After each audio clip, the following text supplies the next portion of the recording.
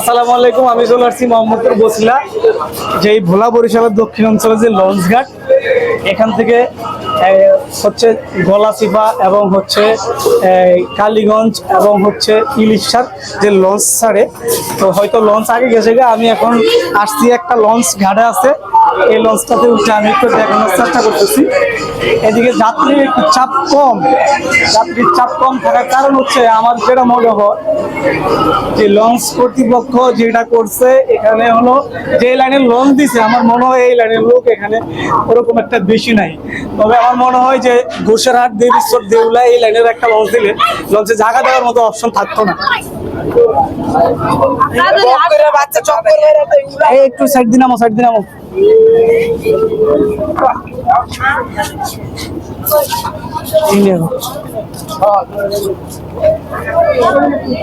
তুমি ওইদিকে ঢুকো, বলে আমার দিকে ঘুরো এবার, ঠিক আছে? এবার দেখা যায় না, আস্তে আস্তে পিস নাম্বার।